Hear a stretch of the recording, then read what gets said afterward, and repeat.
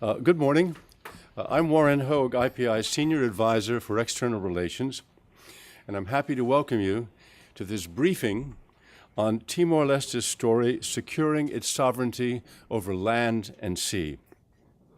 Co-sponsoring this event is the Timor-Leste Maritime Boundary Office, which wishes to present the status of the country's quest to delimit its maritime boundary with its two large neighbors, Australia and Indonesia, in accordance with international law, including the UN Convention on the Law of the Sea, to which all three countries are signatories. We have a distinguished panel of Timorese leaders to brief you, led by someone I am happy to call an old friend, José Ramos Horta. Becoming my friend, of course, is not all José has done with his life. He is also a Nobel Peace Prize winner, a former president, prime minister, foreign affairs minister, and defense minister of his own country, and a former UN special representative of the Secretary General for Guinea-Bissau. He was here in that last capacity in May of 2013, and I noted then to the audience that we had gotten to know each other, José and I, in 1981 in Brazil, when I was the New York Times correspondent based there in Rio de Janeiro, and José was in exile. I had always thought our friendship was based on our extended conversations back then about the culture and politics of Brazil. But he told me at breakfast here this week that it wasn't that at all. He said he wanted to get to know me because he saw that I was friendly with the actress Sonia Braga. Good news. Timor-Leste, a country of 1.1 million people, is sometimes called the first new nation of the 21st century because it gained its independence in 2002. Its first elected president was a man who had been a hero of the resistance struggle and the quest for independence, Xanana Gusmão, and he is also on our panel today. Continuing on in this same high-level vein, we have as another speaker the current Prime Minister of the country, Dr. Rui Maria de Araújo. I mentioned the doctor title because he is a physician and once provided medical assistance to guerrilla fighters in the jungle. Those fighters, by the way, were under the command of Xanana Gusmão, who was then the commander-in-chief of the National Liberation Forces. And now exhibiting me on I told somebody it was like having George Washington and Thomas Jefferson on the same stage. And finally, the panel is completed by Elizabeth Exposto, who has served both Prime Ministers Gusmão and Araújo as a senior advisor, and this past May became the Chief Executive Officer of the Maritime Boundary Office. I was about to turn the proceedings over to our moderator, José Ramos Horta, but he has to leave a little early, and so I will be turning it over instead to Ms. Exposto, who will do the moderation. I will return periodically, if needed, to help her keep the speakers to their allotted 5 to 7 minutes, and then I will return at 10:45 to conduct the question and answer session. So Elizabeth, welcome, and the floor is yours. Thank you.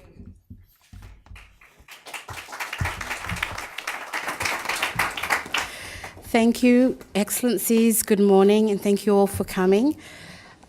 We'd like to start off proceedings by having some opening remarks by His Excellency the Prime Minister. Dr. Rui Araújo, if I could kindly ask you to come up to the podium to give your opening remarks. Thank you. Good morning, everyone. Thank you for joining us to listen and offer your ideas, experience, and wisdom as we share Timor-Leste's story to secure sovereignty over our land and now our sea. Many of you know of our independence struggle, and importantly, many of you were with us during those long and difficult years. We, the Timorese, are strong and resilient people, and we fought against great odds and at great cost to secure our sovereignty. We built our nation from the ashes of war, and we are committed to our development guided by our government program and our strategic development plan. While transitioning to self-governance for the first time in over 500 years, we established a semi-presidential democracy. We set up systems of civil administration and started building the foundations of a state. Importantly, we are an open society with a free media, a robust civil society, and the rule of law. We also have one of the highest representations of women in our parliament. While we still have a long way to go in developing our nation, we are proud of our achievements in peace building and state building. However, our struggle for sovereignty is not over. The final frontier is Timor-Leste's maritime territory. Timor-Leste is yet to draw permanent maritime boundaries with its two great neighbors, Australia and Indonesia.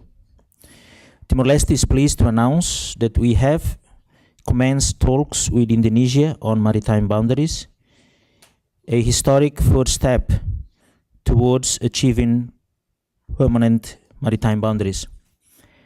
As our two states share the objective of reaching final agreement on boundaries in accordance with international law, we expect to make good progress. We ask the same of Australia. The government of Timor-Leste has determined it a national priority to set our boundaries. This national priority is shared by us all. We will not achieve our full sovereignty until our rights over both land and sea are recognized. As a coastal nation, our surrounding seas and oceans are central to the Timorese culture and way of life and are a critical source of livelihood for our people. As a small nation, Timor-Leste is aware of its vulnerabilities. It is an unequal world. Small states have always been at risk of being swallowed by big interests and agendas.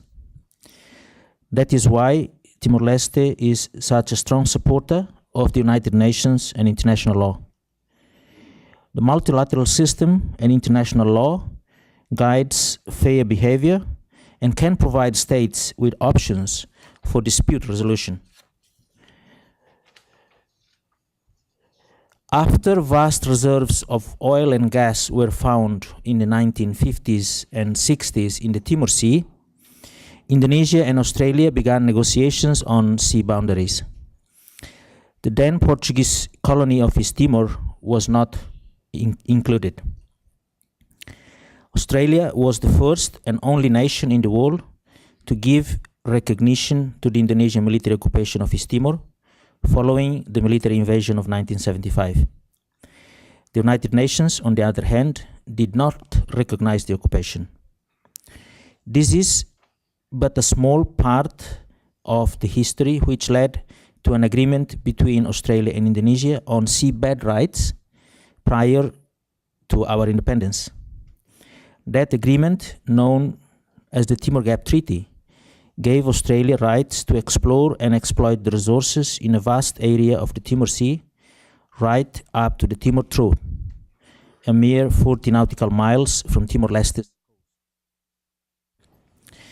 The Timor Gap Treaty was no longer recognized after the Timorese voted overwhelmingly for independence. But the form of it became the basis for new treaty negotiations between Australia and the United Nations-led Transitional Administration, UNTAED, which administered our country from 1999 to 2000. The traces of this past remain in the current interim treaty regime between Australia and Timor-Leste. This regime sets up temporary resource sharing arrangements that are, however, without prejudice to the final delimitation of maritime boundaries between our countries. It is now time to permanently settle our maritime boundaries and give recognition and force to Timor-Leste rights under international law.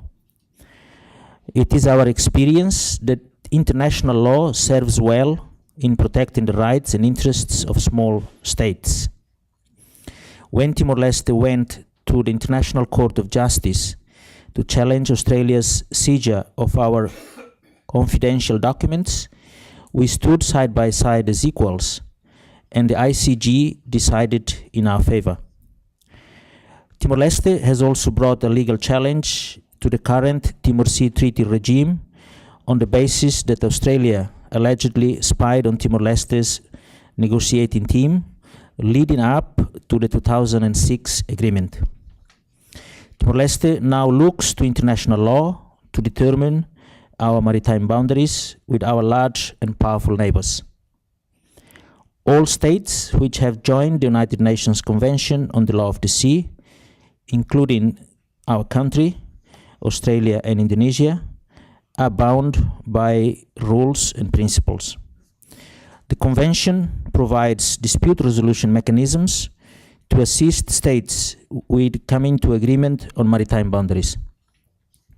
However, in March 2002, just before Timor-Leste became an independent nation, Australia chose to withdraw from the jurisdiction of the International Court of Justice and dispute resolution bodies under the Convention on the matter of boundaries delimitation. Timor-Leste, therefore, cannot ask an international court to decide where an equitable boundary would lie under international law if we are unable to reach bilateral agreement with Australia.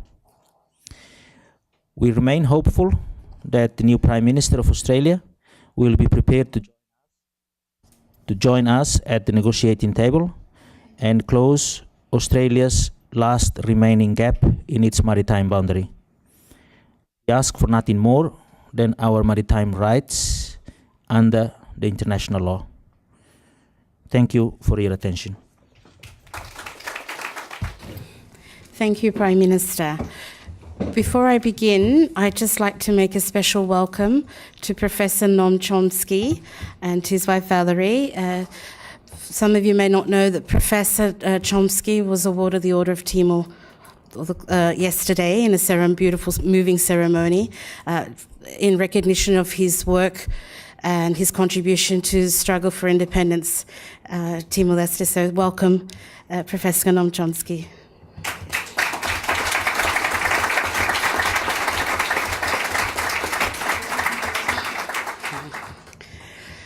As was mentioned in the introduction this morning, I'll be moderating, and I'd just like to say a few words. As the Prime Minister said in his opening remarks, settling our maritime boundaries is a national priority. For us, it is a question of completing our sovereignty. It's a matter of principle for us.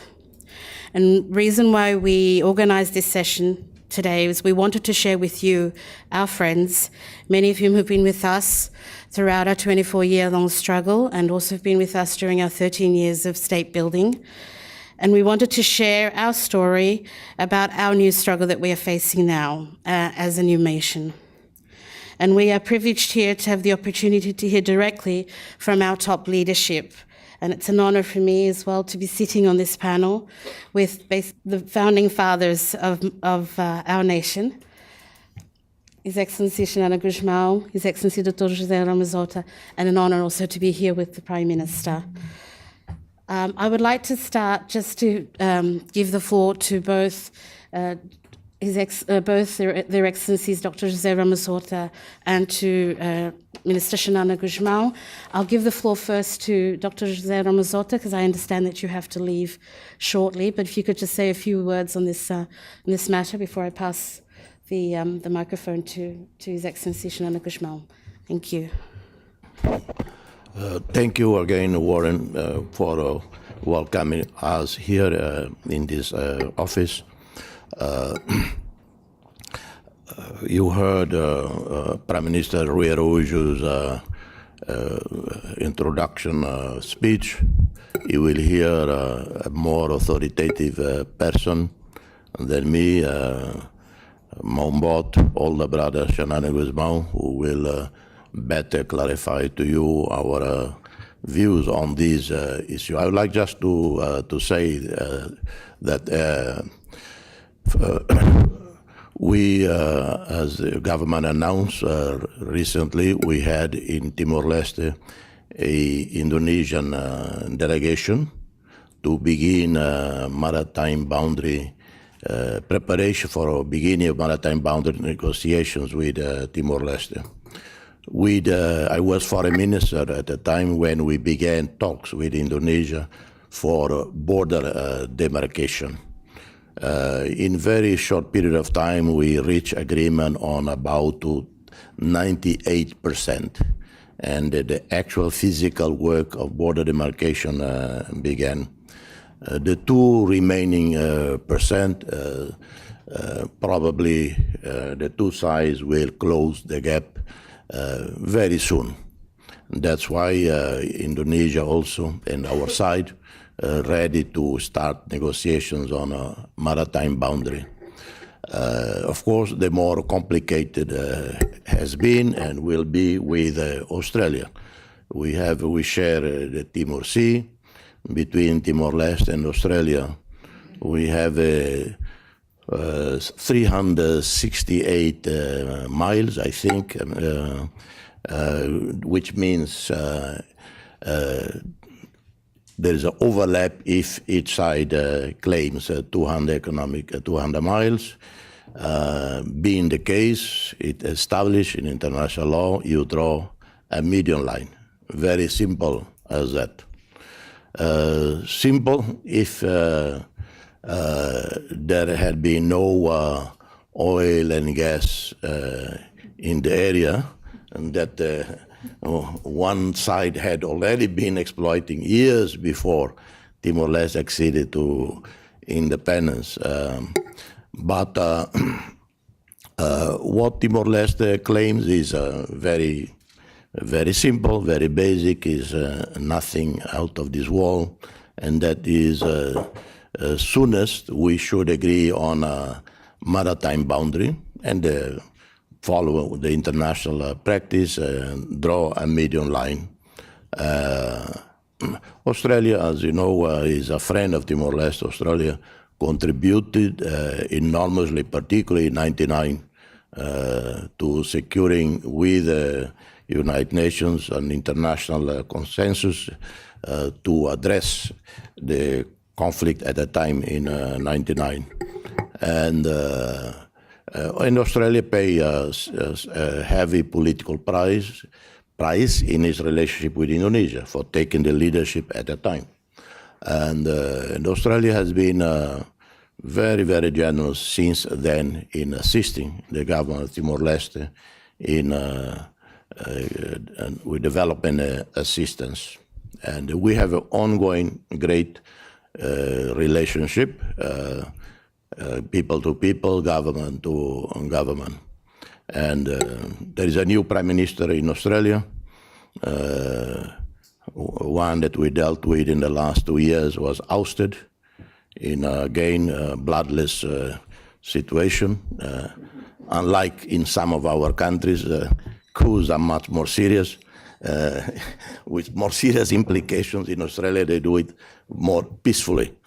But that creates, in any case, a whole new political arrangement in Australia. And that because sometimes when you are in a deadlock or you are in a tense situation, and then there is a change of government, maybe a change for the better, in this case Australia, there might be a new thinking on the part of Australia that it would make absolute sense to really draw the median line, establish maritime boundary, and review existing arrangements that would really be more fair and just for the people of Timor-Leste.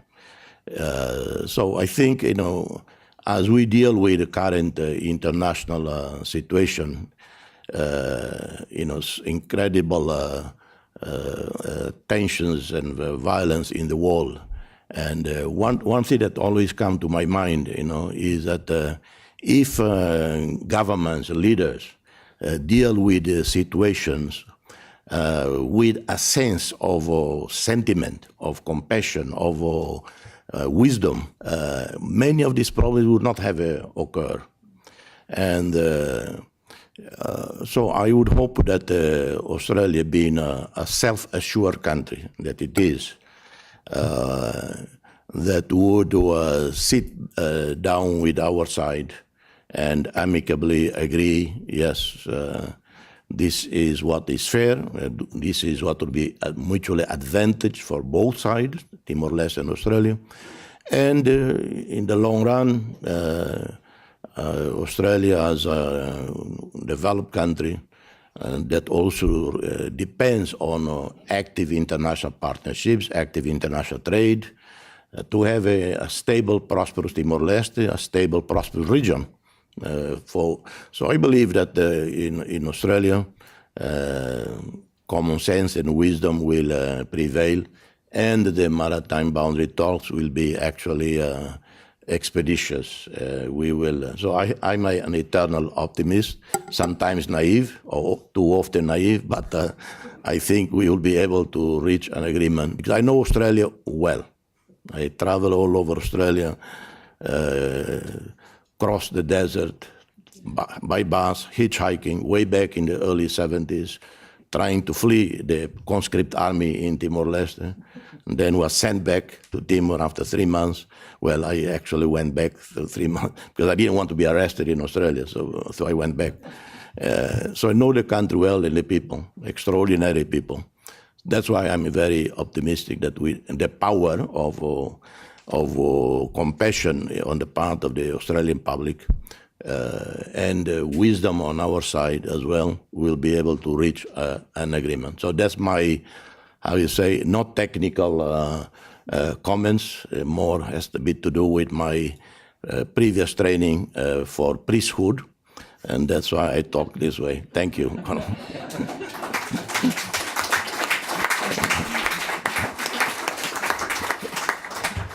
Thank you, Your Excellency. I now give the floor for His Excellency Minister Shanana Guzman. Thank you, everybody. Good morning, and I hope that you can understand our problems. I feel very happy because it is the first time that I come to this building, International Peace Institute. Sometimes when we talk about peace, we look at Africa, war, our side, and our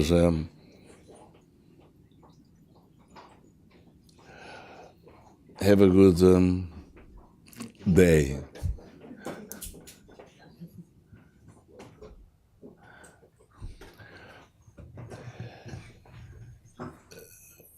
We think that this place is the best place to talk about peace when war happens in countries. But now we are talking about problems, and I would say this is the right place because peace is not only the absence of war, peace is also peace of mind. And we are going to talk about mindset. My colleague, Dr. José Ramos Horta, is very optimistic about Australia. I'm not. This is democracy. This is democracy. Different opinions. Because a former Prime Minister of UK, he said, no permanent allies, no permanent friends, but permanent interest. This is the problem. This is the mindset. This is the mindset of powerful nations when they deal with small countries like ours. Yes, we recognize, we don't deny the participation of the Australian soldiers after the 99 referendum. But it was not to save us, it was to help us to put an end to the violence committed by the militias, pro-Indonesian militias, not to save us. We did save Australia during the Second World War. We were a colony, Portuguese colony, and Portugal's policy was neutrality, and to avoid the invasion of Japan, they did bomb Darwin before coming to Timor-Leste, but they did war in our country to save Australia. Our people died. Many of our people also helped the Australian guerrillas. That is why in 1999 we could say they paid their debt.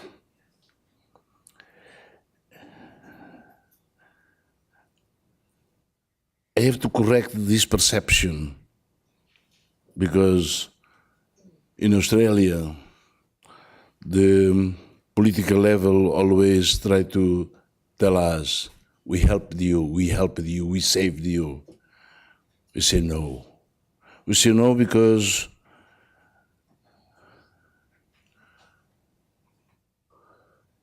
without our fight, without the role of the activists, the good defenders of our right, like Professor Omshonsky and others, including many of you here,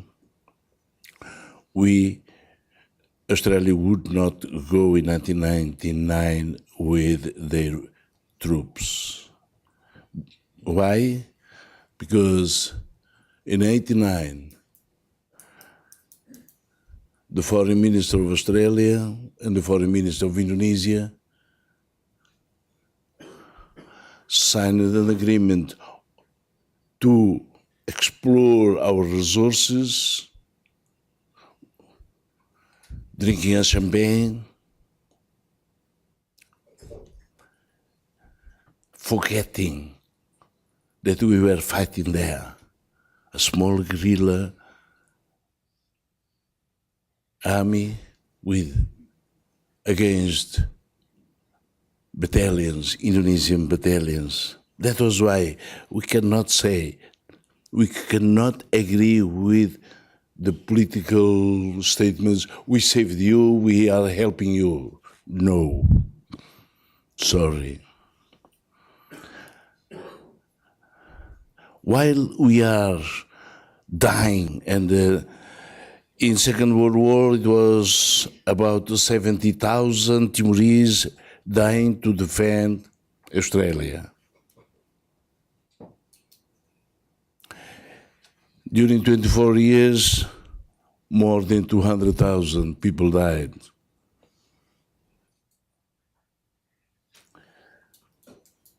When we were suffering, they signed an agreement to share our resources. Yes, you take 50, I take 50, and I believe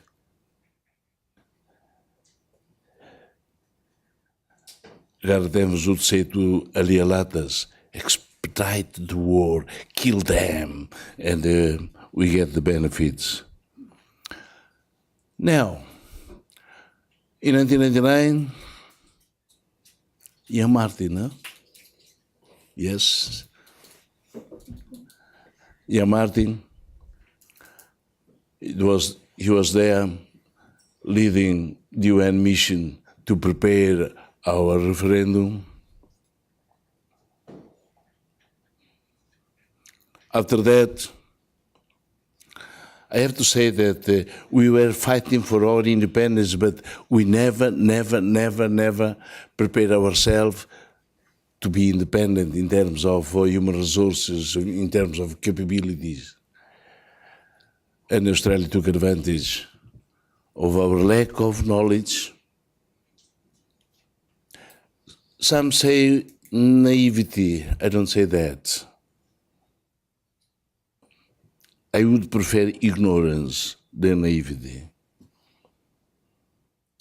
They took advantage of our lack of knowledge, of our impreparation, because we inherit the treaty signed with Indonesia.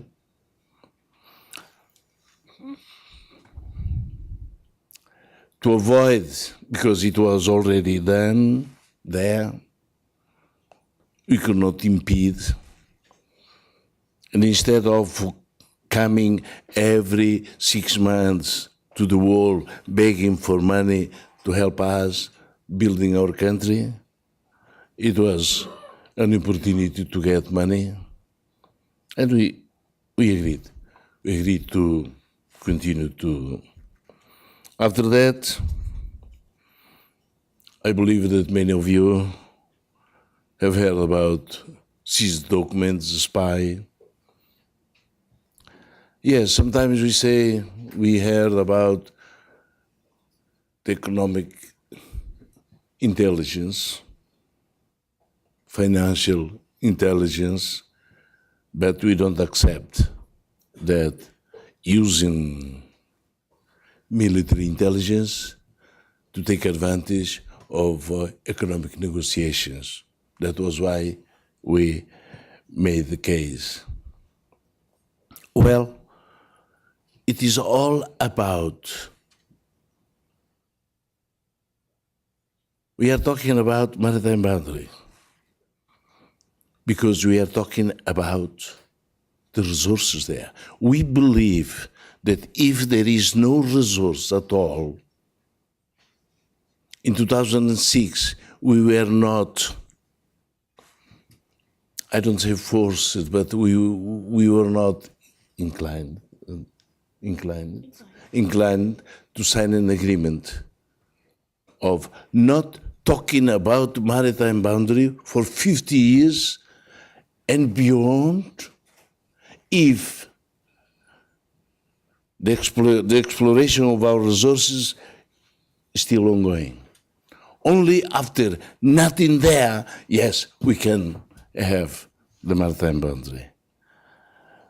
I repeat, a former Prime Minister of the UK said, interests are permanent, allies, friends, it is.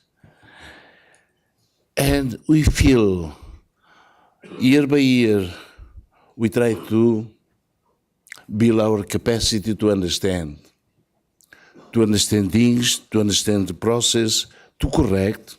This is our, I would say, our virtue. 2-3 years, we look back and said, no, we did mistake here. No, we have to correct that. And we start to understand that we were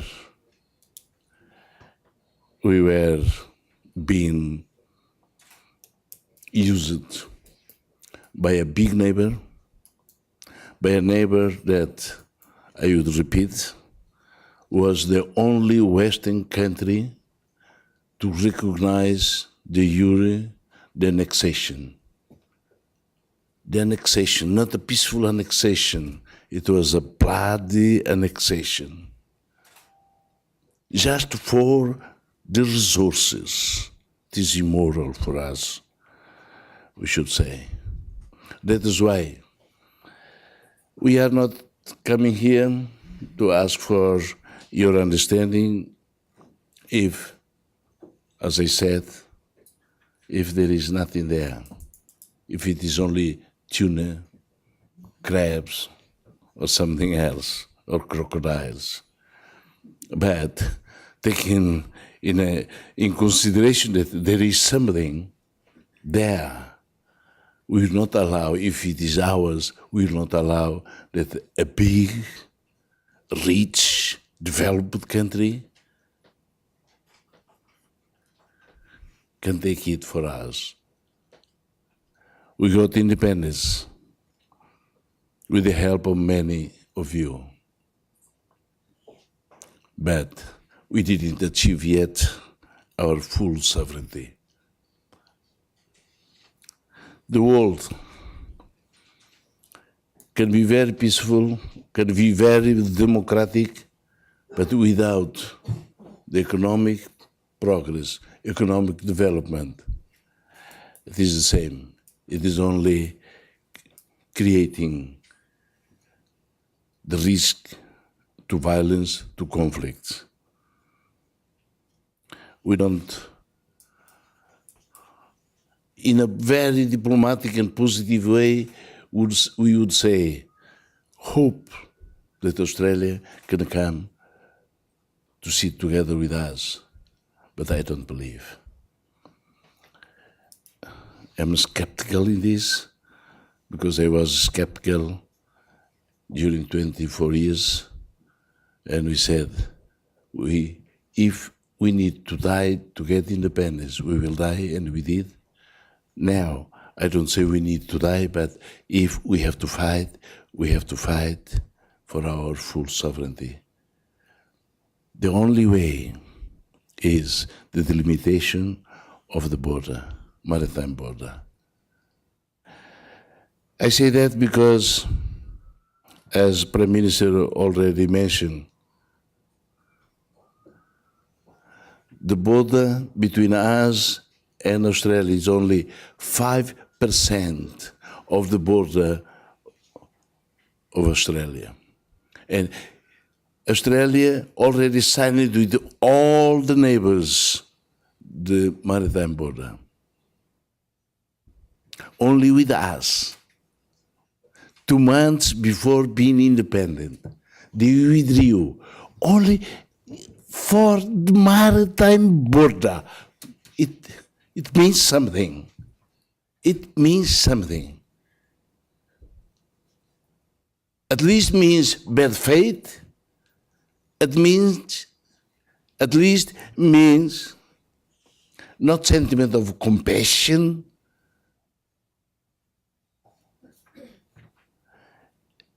Means something very different than compassion. We are here. We are talking about this. I remember I went to Democratic Republic of Congo. They are richer than us. They are with problems. Richer and richer than us, with problems. I went to Central African Republic also, richer and richer than us. There are problems there. I talked to the factions, to the belligerent factions, and they said, the root causes is this. Is there diamond? Is there resources?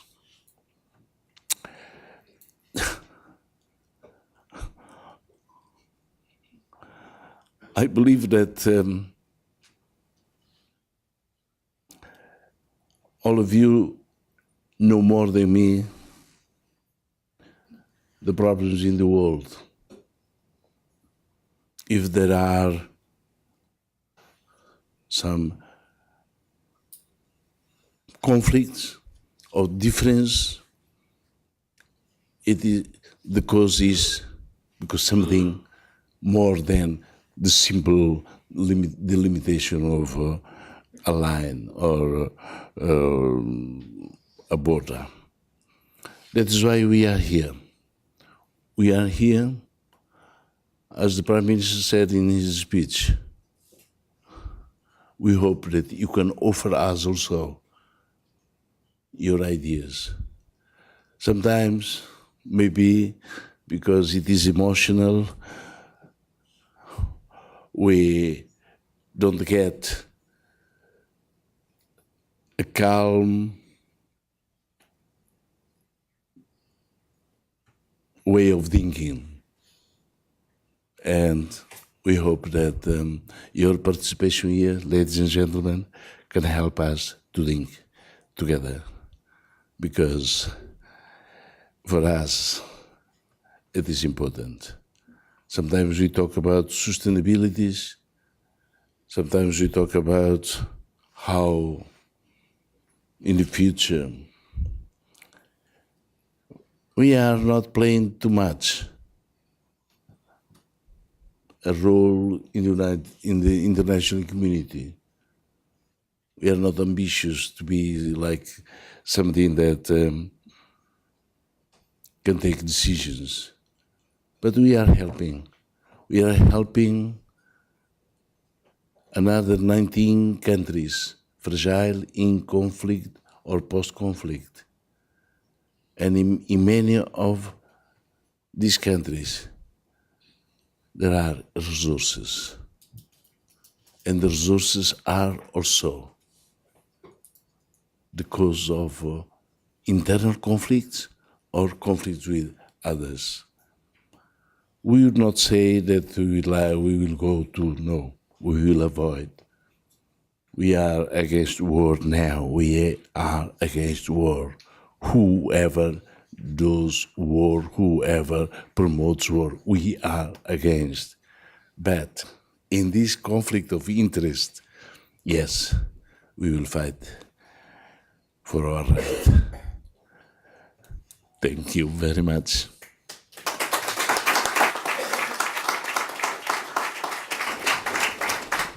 Thank you, Your Excellency, for those strong fighting words and for your very frank and honest view on this very important issue for us.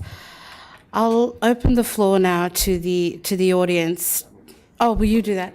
But before, okay, all right. No, keep speaking. I'm just going to conduct a question and answer. Okay. I thought if I could make the first question to our panel. Absolutely. I will Just to call get on things- Mrs. Foster for the first question.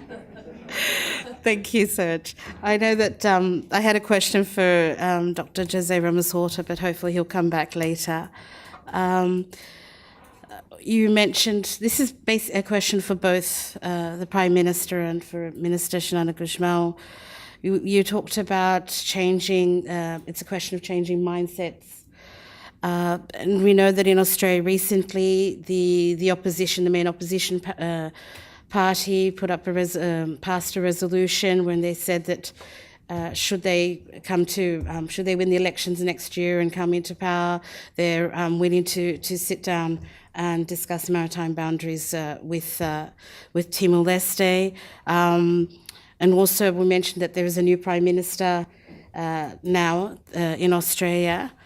And I know that you're very sceptical, Minister, but in your view, both Prime Minister and Minister, in your view, how can we encourage new thinking from the new Australian government?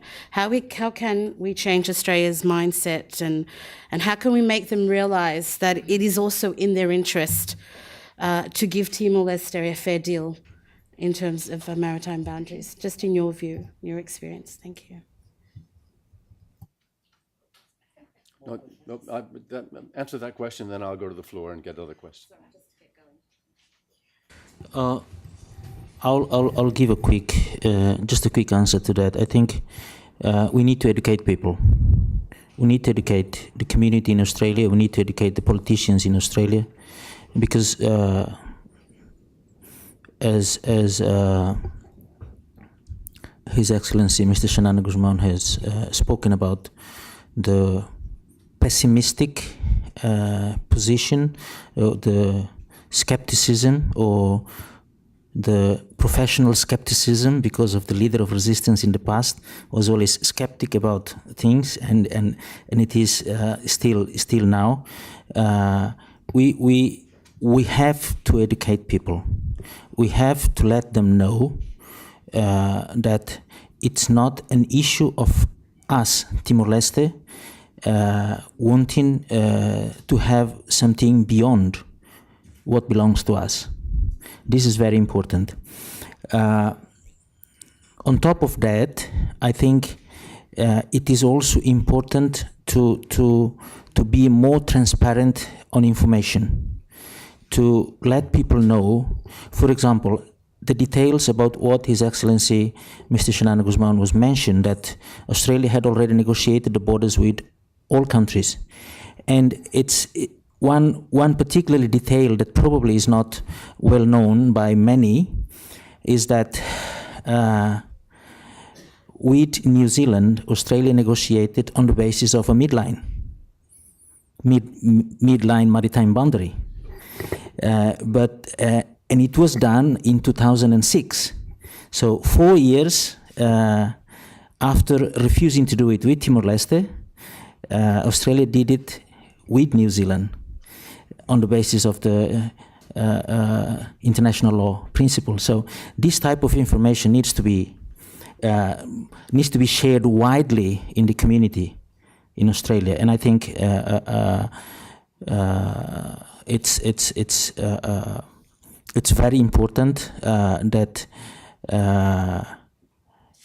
people understand where is the right thing, because that will drive the politicians, that will have an influence on the politicians. Just to complete one of the points that His Excellency Mr. Xanana Guzman was saying about Australia's intervention. Of course, we understand the political complexities around Australia's decision to intervene in 1999, but just take the fact of the community movement at that time. Demonstrations in almost all capital states of Australia was also one of the important triggers for the politicians to make a decision to intervene in Timor-Leste. So I think in answering your question about how do we change the mindset, I think the best way to do it is to provide information, honest, sincere information about what is right, what is the right of the Timor-Leste people, speaking in the way that, in the same way that His Excellency Mr. Xanana Guzman was speaking to all of us here today about the facts, about the reality, so that people can understand and then make their own kind of influence on the politicians. And we understand that this is a long-term process. And as I mentioned to the AP journalist, which had an interview yesterday, when we started our resistance when Mr. Xanana Guzman and the others, because I was a kid at that time, started the resistance 24 years, or started the resistance in 1975, everybody was saying that you can keep dreaming because Indonesia will not get out from Timor-Leste. But on the basis of our belief in international law, in the principles of self-determination that every people has, we fought it for 24 years. Now we think that we are on the right side. And of course, we do not expect to do it for 24 years. But as I mentioned in my opening remarks, the Timorese people are very resilient, and linking that with what His Excellency Xanana Guzman was saying, if we have to fight, we will fight, and we will fight for 24 years for our rights. So that's more or less my answer to what. Thank you, Prime Minister. I'm very eager to give people in the audience a chance.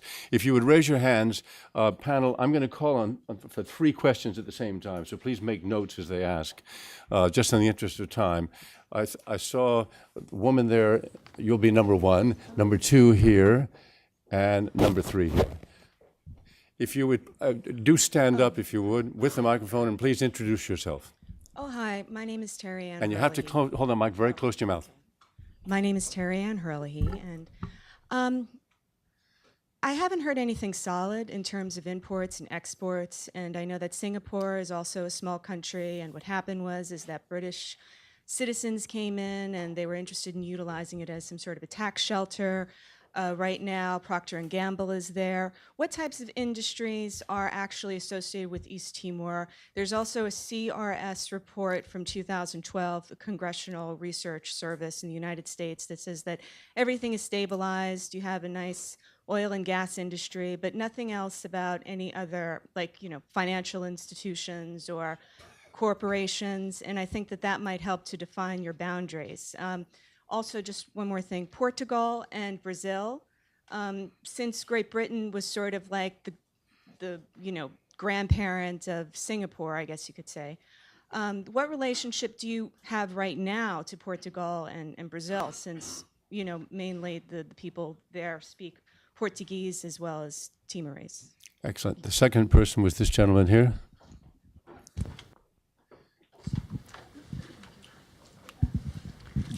Thank you. I'm Charlie Scheiner from the Lahamutuk, the Timor-Leste Institute for Development Monitoring and Analysis.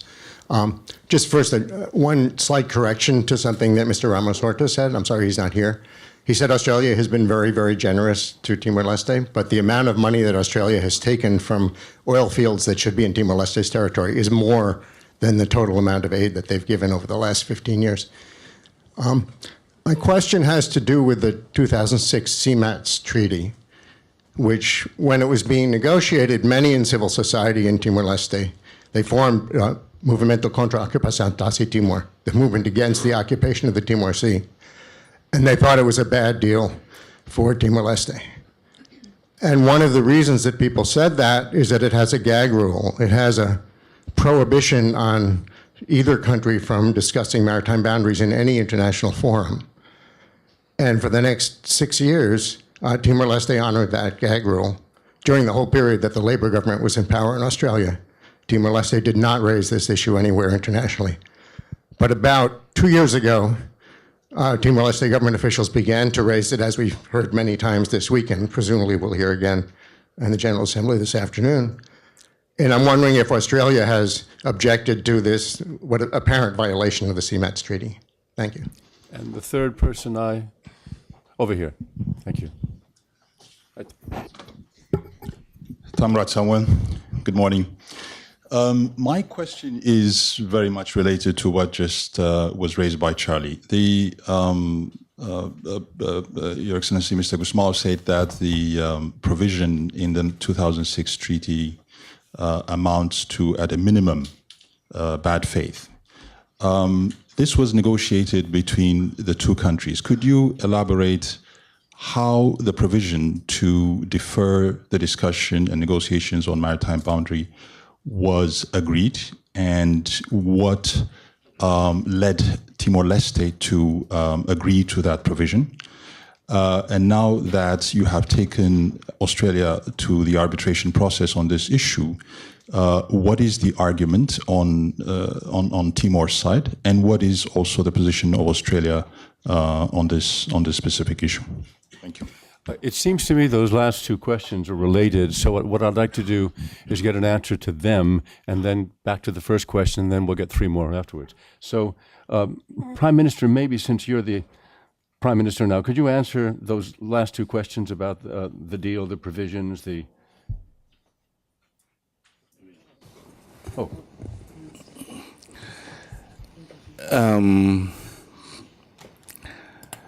Good questions. I apologize for only leading English when I was in prison, 7 years. That is why I don't remain English. Yes, you are right, Charlie.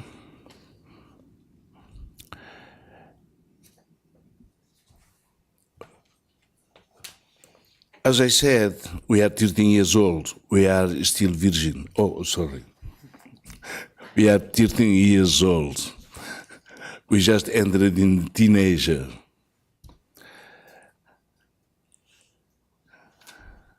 I saw many countries with 40 years old, 60, 70 years old, and I have to be, I don't say proud, but I have to say, we are different. I have to say, with all the difficulties, with all the problems that we face, we are going in the right direction. And as I said, the big feature of the Timorese is, after a few years, we look back and we try to understand. The lady said, Portuguese-speaking countries, etc., etc. Yes, Portuguese-speaking countries, and the treaty was written in English, and you know, if you don't understand the many links there, how they write, it is very difficult to a young country to understand that you are being lied. They are taking advantage of you. I say that because in many contacts with other countries in Africa, when we just tell them our experience, they said, oh yes, it happens to us. Look, it happens to us. Yes, Australia said they're very generous. Because we try to understand better how we manage the state. We saw that many companies were not paying taxes. Multinational companies. And we told them, please pay taxes. They put the cases in our court, knowing that our court is also very, very weak. But in the same time, they put the case in the arbitration in Singapore. When we were in the arbitration, an Australian minister wrote a letter to ConocoPhillips, one of the oil companies, saying that they have the exclusive jurisdiction on pipeline.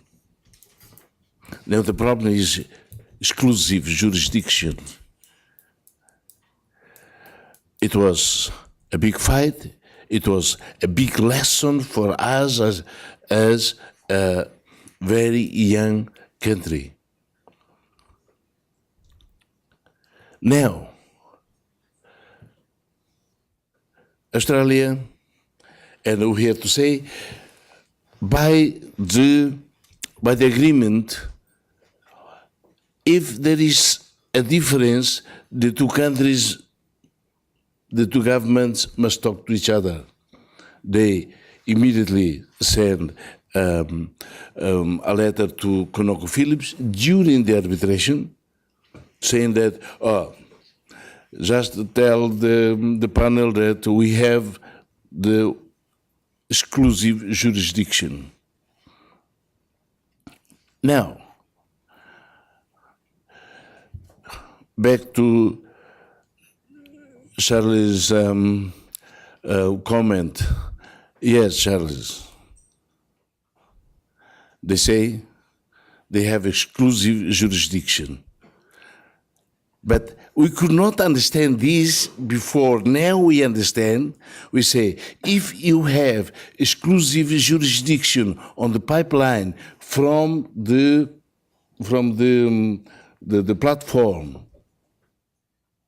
how can we pay the decommission cost? And there are 700 millions.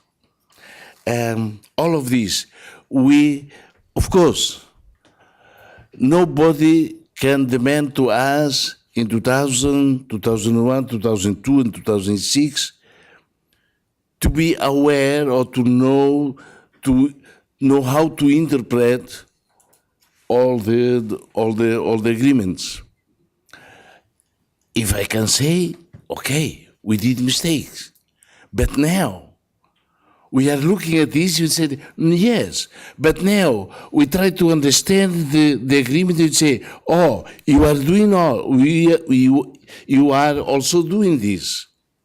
They said that the provision doesn't allow us to raise the question in international fora or in international institutions.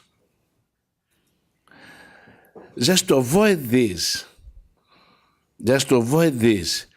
they withdrew from ICG, from Anglos, only on maritime. I have to say, yeah, we raised the question, we put the question but before I told Julie Gillard was Prime Minister. We asked her to sit. We can sit to talk. We didn't want to raise the issue like, no, but they didn't want. Because they didn't want, we opted for the right way for us. After that, they seized the documents, they gave back. During 18 months, we were playing games like the kids, meeting each other. Okay, oh, see you tomorrow. Yeah, okay. That is why it makes me more skeptical if I say that when we deal with Australian government, whatever the government, because I believe that it is international interest, whichever the government. Forgive me for interrupting, but there are other questions, and I just want to get to other people. So, if I could ask you to wrap it up. Well, Dr. Araujo or Mr. Esposto, there's one question which has not been answered, which was the question about the other industries. Could either one of you please answer that? Yes. I'm sorry? Well, Brazil and Portugal, we got a little bit of an answer to. Yeah. Okay. Yeah. We are still preparing all the conditions for attracting private investment to come more on Timor. Some minor investments are coming in now, but during this sixth constitutional government, which goes up until the end of 2017, we will be doing three main reforms: public administration reform to support all the service delivery, and then we have fiscal reform, and then an economic reform. All the legislation needed, all the preconditions to strengthen the attraction of foreign investment will be strengthened during this period, and we hope that with that we'll be attracting more investors to start more industries in the country. On the relationship with Australia, with Brazil and Portugal, we are a member of the CPLP community, the community of Portuguese-speaking countries. And this year we are the chairperson of that community, and during this period we want to refocus a little bit the work of CPLP and try to bring in more economic issues to the dealings with within the CPLP country members. So the relationship is strong. It's not only the language. Since our independence, Portuguese-speaking countries like Portugal, Brazil, Cape Verde, Angola, Mozambique have supported Timor-Leste also in the area of human resources development. Very good. I think. Okay. We have 10 minutes left, and I'll take some more questions. Here in the front row is one, there number two, and three, my friend Ian Martin. So if you would please stand, wait for the microphone, introduce yourselves. And I guess I would say keep the questions short because we're running Yeah. low on time. My name is João Crisóstomo. I'm the founder president of LAMITA. LAMITA, for the ones who do not know, stands for Luso-American Movement for East Timor Autodetermination. And I did try to help, give my 2 cents help during the fight from 1996 to the independence. At this time, I realized that what was very important was the world opinion, especially the United States and so on. I was just wondering, how feasible will that be at this moment to try to convince the media? I don't speak just about the CPLP, the Portuguese speaking countries, especially Brazil and Angola, but I mean United States and so on. And I know it is possible. I do not want to praise myself, but the fact is I did my 2 cents help for the New York Times, the Times of London, CNN, and so on to speak about the problem of East Timor starting 1996, special, and then 1998, 99. I spoke directly, personally, with some journalists, and the fact is, as you will remember, there was a snowball afterwards, including the CNN one day went to my home to interview me in my personal home because of this, what I did. And I was wondering if this could be done now again. Let's try to influence, convince, sensibilize, convince the world media to speak about this. And I think it will be easier for Australia to accept that afterwards. Got the question? I know, yes, very good, right here. Hello. My name is Charlie Liebling. I'm with the U.S. Citizens for Western Sahara. Given that the Western Sahara was the other non-self-governing territory invaded in 1975, and given that Morocco continues to illegally occupy and loot the territory, and given the strong friendship between Timor-Leste and Western Sahara, do you have any advice to offer the Polisario Front and the Western Sahara, since they have many of the same problems that you have had through the years?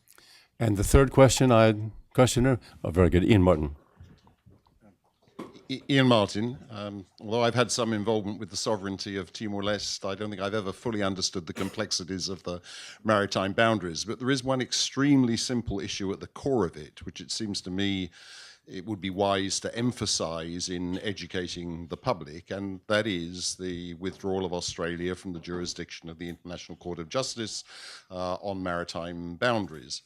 I was a guest speaker at the United Nations Association of Australia's conference 2 years ago, and that withdrawal was roundly condemned in that conference, including by leading Australian lawyers. And it is a shocking fact that a government which supports in most ways, would say it supports an international rule-based system, took that decision. And even those who can't follow all the complexities of the issue can surely see that as a central issue, which if Australia were persuaded, I think by its own civil society, more likely than by a change of prime minister, to return to the jurisdiction of the International Court of Justice, would inevitably require the reopening of negotiations. Thank you. Those are 3 questions. The first was about mobilizing world opinion. The second was about the Western Sahara and whether you have advice for the Polisario Front, and the last from Ian Martin about if Australia could be persuaded to return to the ICJ. So, Dr. Araújo? I would say that the first and the last would be more recommendations, but to make some comments on the Western Sahara, I would probably ask Excellency Ramzorta or Foreign Minister to say a few words on this. But on the issue of having the public opinion talking more about this issue, I think it's a great idea.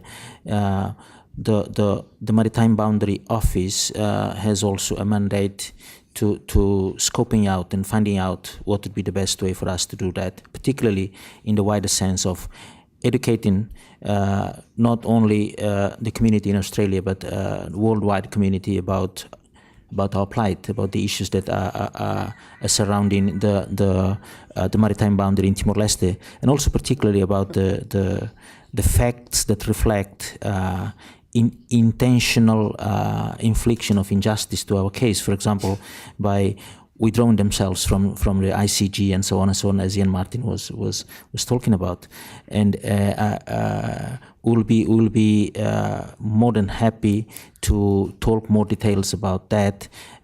But we really appreciate the ideas, the support of mobilizing the public opinion, educating the community, not only in Australia but in other parts of the world. Probably His Excellency Missioner Guzman wants to say a few things more, but if not, then Minister of Foreign Affairs, if you could say something about this. We have 5 minutes, so Shoshana Guzmão and Elizabeth Exposto, if you would like to say other things, this is the moment. Otherwise, we can get another question. Well,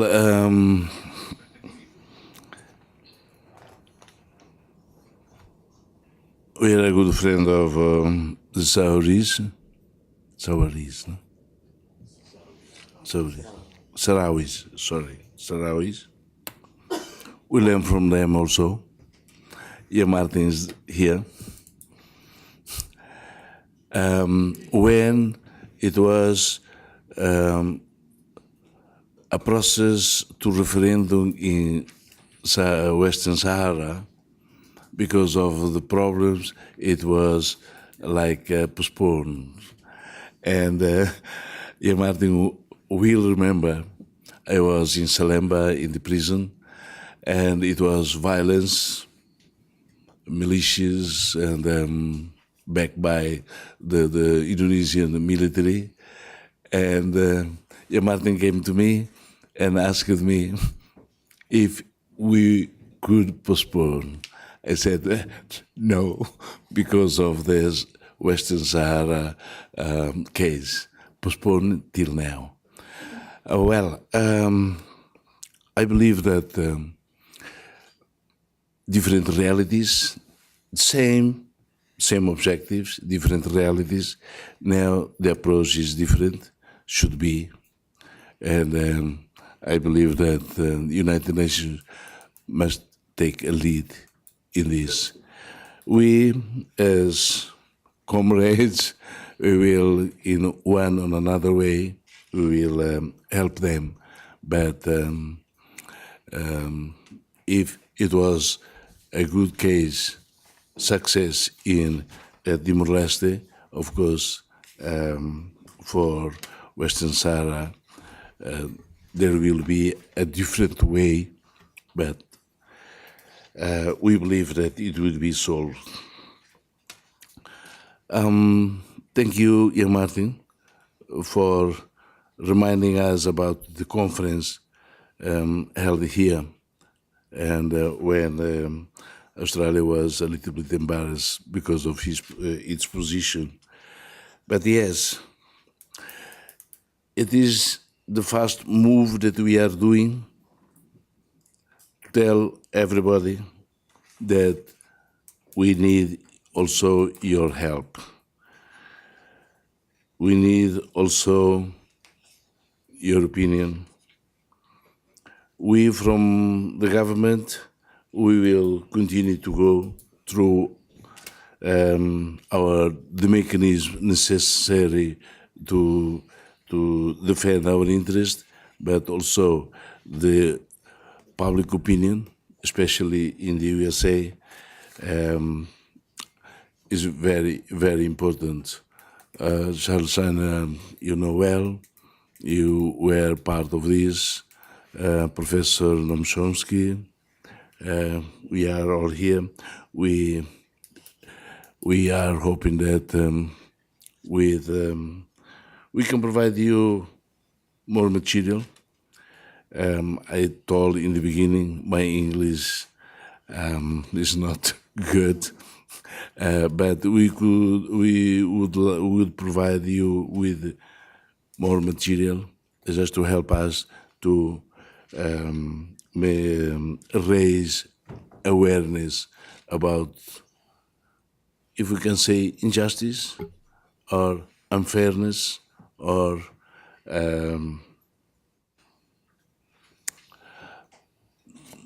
what I can say, bad faith, maybe, or everything bad that we can see in this issue. Yes, what I can say. Well done. We have a particular obligation this week to end things on time because of all the back-to-back meetings. So with great hesitation, I've already interrupted the father of his country once, and I don't want to have to do it again, but we'll have to bring it to a close now. Please join me in thanking the panel for their